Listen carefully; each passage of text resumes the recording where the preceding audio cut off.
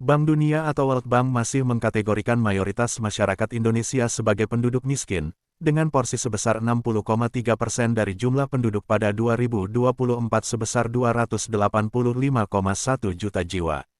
Persentase penduduk miskin yang setara 171,91 juta jiwa itu, didasari dari acuan garis kemiskinan untuk kategori negara dengan pendapatan menengah ke atas Upper Middle Income Country, sebesar $6.85 per kapita per hari, atau setara pengeluaran Rp115.080 per orang per hari kurs Rp16.800 US dollar.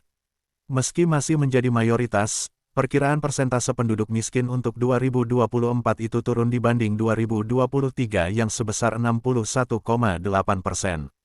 Proyeksi tingkat kemiskinan Indonesia pada 2025 pun Bank Dunia perkirakan akan semakin menurun menjadi 58,7%, 2026 menjadi 57,2%, dan pada 2027 menjadi 55,5%. Meskipun permintaan yang kuat telah mendukung kinerja ekonomi yang stabil dan menurunkan angka kemiskinan, percepatan pertumbuhan memerlukan penerapan reformasi struktural untuk meningkatkan potensi pertumbuhan negara dan mengurangi risiko overheating. Dikutip dari laporan Bank Dunia berjudul Macro Poverty Outlook edisi April tahun 2025, Selasa, tanggal 29 April tahun 2025.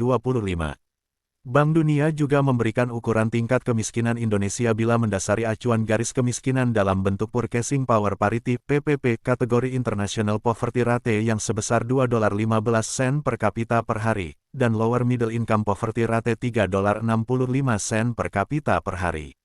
Jika mengacu pada International Poverty Rate yang sebesar $2.15 per kapita per hari, maka persentase penduduk miskin di Indonesia pada 2024 menjadi hanya 1,3% atau setara 3,7 juta orang saja. Sedangkan dengan ukuran garis kemiskinan untuk kategori Lower Middle Income Poverty Rate sebesar $3.65 per kapita per hari sebesar 44,47 juta orang atau setara 15,6%. Penting dicatat, Bank Dunia mengkategorikan Indonesia sebagai negara berpendapatan menengah ke atas pada 2023, setelah mencapai Gross National Income atau GNI, pendapatan nasional bruto sebesar $4.580 per kapita. Dengan demikian, ukuran garis kemiskinan yang pantas digunakan untuk Indonesia mengacu pada pengeluaran $6.85 per kapita per hari atau setara pengeluaran Rp115.080 per orang per hari, sehingga jumlah penduduk miskinnya setara 60,3% dari total penduduk.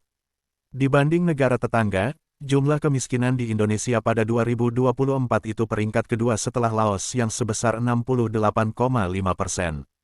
Sedangkan di Malaysia lebih tinggi karena negara itu hanya 1,3% tingkat kemiskinannya, Thailand pun hanya 7,1%, Vietnam 18,2% dan Filipina 50,6%.